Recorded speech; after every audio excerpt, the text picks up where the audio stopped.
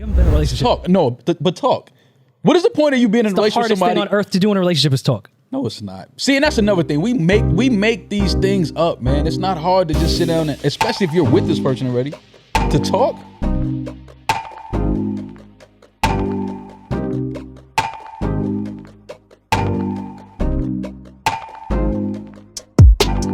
Hey, how's it going, everybody? It's your boy J. Lou. And your girl Bree. And in today's video, what we wanted to do is just give our thoughts on the clip that played before on this video. And if you guys don't know, Rory and Mal started a new podcast. Make sure you go check it out. I've definitely been enjoying it. I know we made a video in the past about Joe Budden's situation. And honestly, like, this isn't a comparison thing, but like, if they keep going the way that they're going, they got something good in their hands. But with that being said, let's not waste your time. Let's get straight into this topic. So when it comes to this topic, when it comes to communicating, I found it funny because Rory was stating something along the lines of communication is hard, and Mal kept trying to push back and basically saying, nah, man, communication is not hard. Yeah. It shouldn't be that hard. And then Rory was trying to make it seem like, nah, you just too cool.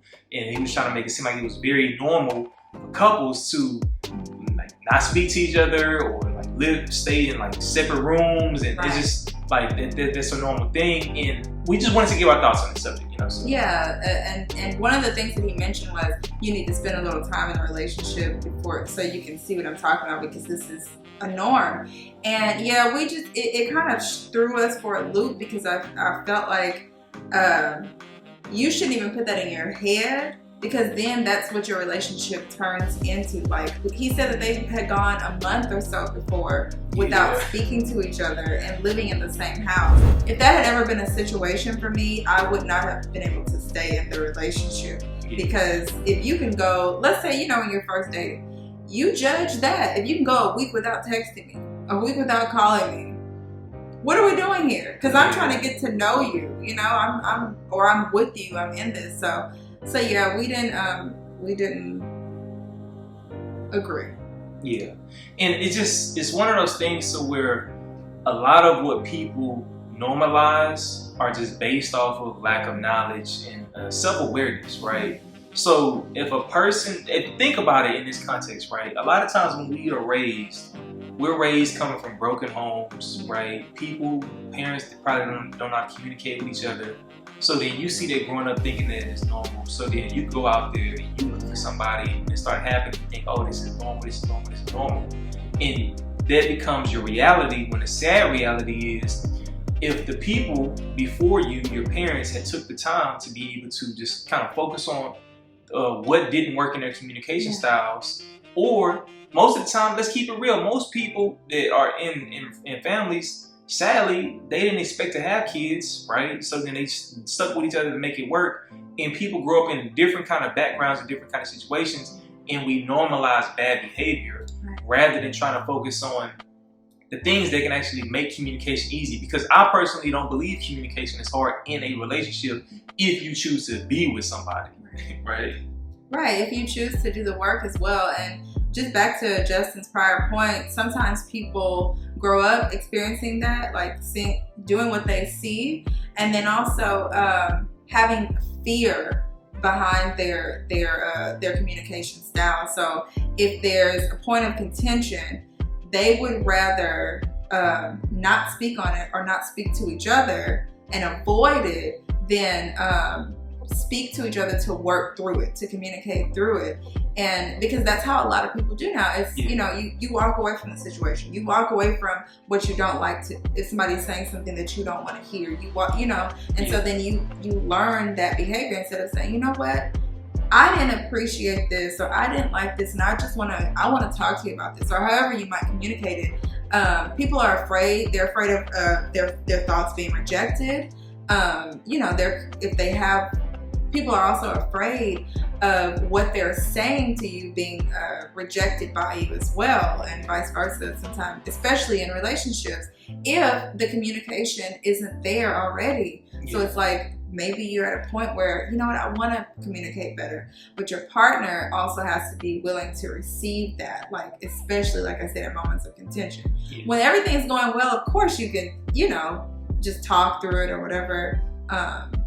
but this is, you know, for moments where there's something to work through. Yeah, and that, like you stated, that can stem from if you grew up in a household to where every time your parents got into it, there was probably argument, cursing, fist fighting, hole punches in the wall, whatever, right? I grew up seeing a whole bunch of stuff, right?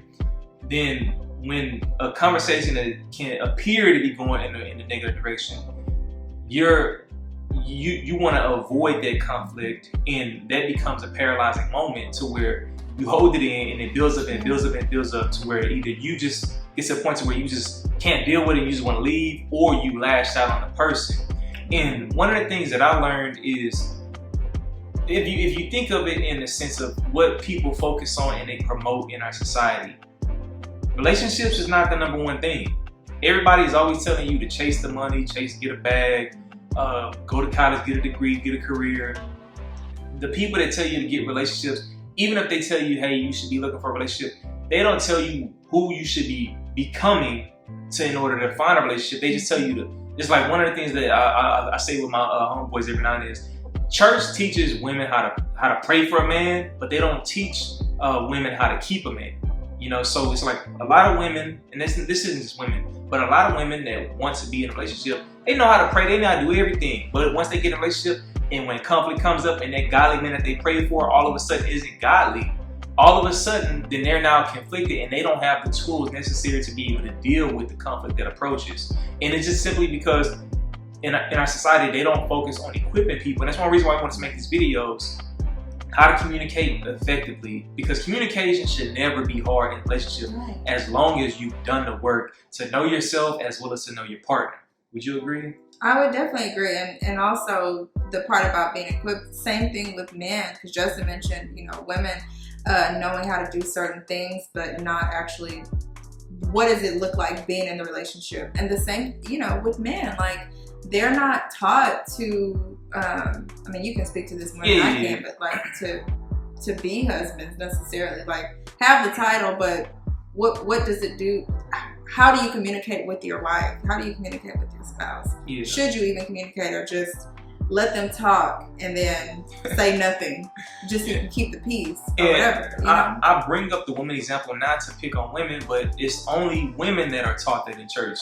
Dudes in church, they're not taught how to be a godly man or like all this other stuff. They're being told things of like, oh, well, I know this is my personal experience, so I can't speak for everybody, but the things that I was always taught is how to read the word, how to pray, and all these things like that. But I wasn't being taught how to be a godly husband. Well, whenever there's conflict presented in a marriage or relationship, how to be able to address this. And I know some people may say, oh, well, that is what small groups and stuff are for. But the reality is they don't emphasize or they don't push that stuff at a young age. So if you don't have that in your mindset that you want to be in a relationship, by the time you get older, that's why most of the dudes in churches, they're not really gravitating towards that kind of stuff. And they don't, like, when issues present, they don't know how to deal with it because they've been told their whole entire life, happy wife, happy life, right? Mm-hmm. When in reality, what we live by is happy spouse, happy house, right? Because men and women, we both deserve to be happy. Exactly. You know, so like I said, that's not me picking on women. It's just men are not even told to even focus on a relationship. Women are told to pray for a husband while men are told to bring God's will to earth. And it's just like, how can you bring God's will when the ultimate will was to create family, right? You know, so we can always go into greater detail, but if there's something that you all want us to speak on regarding this topic, or if there's another topic that we probably touched on that you want us to go into greater detail, make sure you leave that down in the comment section below. We don't want to make these videos too long. We want to make them small and easily digestible so you guys can watch them again. Make sure you share them, because at the end of the day, within our community, there are not a lot of positive examples of relationships that we grew up on. I know for myself, like there was not a lot of weddings that I went to, and it's like the ones that I did go to, crazy stuff popped off at them, you know. And it's just like one of the things that I had told my fiance was that, hey, look, I'm glad to know that you come from that kind of background, but I don't, right? So can you show me some grace in this area, et cetera, et cetera? I want this. But I haven't had any positive examples, and the only examples I had was always outside. Right. And people can easily cover stuff up. Yeah, you exactly. know, so Go ahead. Yeah, and then also, one of the other reasons why we make these videos is because one of my friends was telling me, Bree, you may not even realize this, but you are somebody's couple goals. And I know people, don't like that term, but it made me feel like I needed to make sure that what I'm sharing with people who view me as that is something that they can grow, like something they can learn from, something that can be helpful to them when they are seeking relationships. So, yeah. And ultimately, the most number one important thing in this world is relationships. I don't care what people say. Yeah. Chasing a bag is, that's cool. You should be doing it, but that's not the number one priority, because at the end of the day, if you never get that bag, or like let's say you do, if something happens to you, who's gonna be there at your side? And one thing I can say is that having loved ones and family members around you is way better than only having money. So it's not to say you shouldn't be doing that, but it's just like relationship. Yeah, we pursue both, but relationships, they have been thrown to the back burner for so long in our society. And what we're trying to say is, nah, man, relationships are actually the most important thing.